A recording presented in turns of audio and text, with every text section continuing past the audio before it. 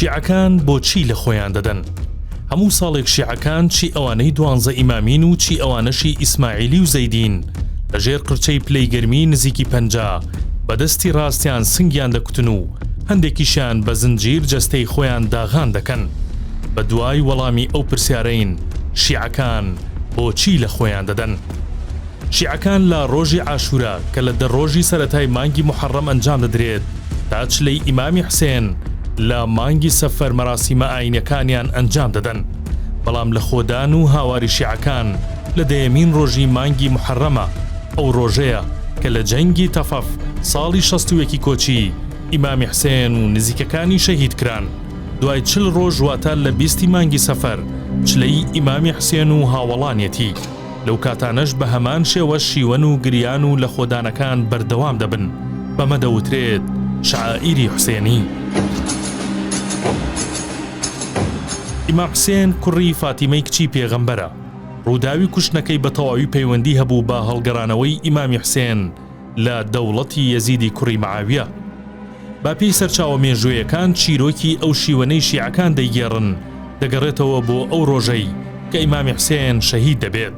خوشک و هاوسەر و کچانی ئیمام بۆ ماوەی 3 ڕۆژ شیوەنیان کردووە. دواتر ئەو شیوەنە گواستراوەتەوە بۆ مەدینە و بۆ ماڵی پێغەمبەر و لەوێ بۆ ماوەی ساڵێک شیوەن بەردەوام بووە. لەسەر ئاستی دەوڵەت بۆ یەکەم جار لە سەردەمی بوهەییەکان و فاتیمیەکانی میسر مەراسیمی لە خۆدان و شیوەن ئەنجام دراوە بە تایبەت لە ڕۆژانی چلەی ئیمامی حوسێن. یەکێکی تر لە هەرە باوترین سیماکانی یادی عاشورا سینە کوتانە. پەیڕەوکارانی شیعە بەناو لەپی دەست لە سنگیان دەدەن.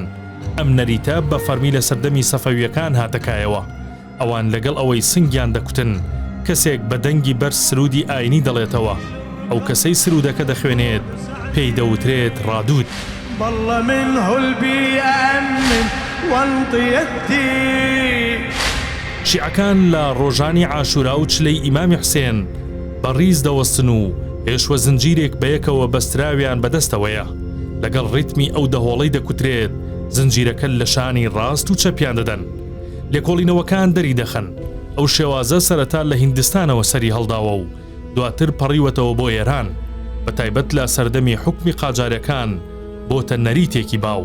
بەڵام دیارترین سیمای ڕۆژانی عاشورا کە زۆر لەبارەیەوە دەوترێت تیخبازیە.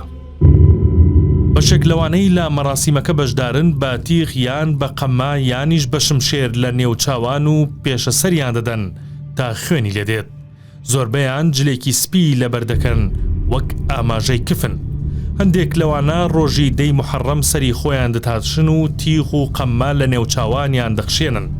بەشێکیان شەوی بەر لە دەی محەڕەم بە قامیشێک نێو چاوانیان دەئاوسێنن بۆەوەی ڕۆژی دواتر کردداری خوێن هاتنەکە ئاسانتر بێت. بە مەوکیب دەڕۆن و هاوار دەکەن حەیدەر حەیدەر مەبەست لێی ئیمامی عەلیە.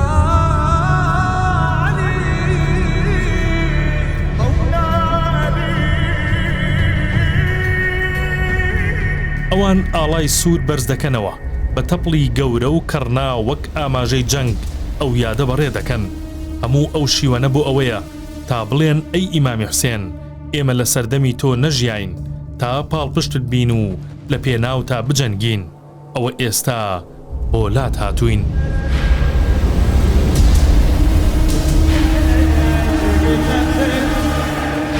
علي وهذا السيد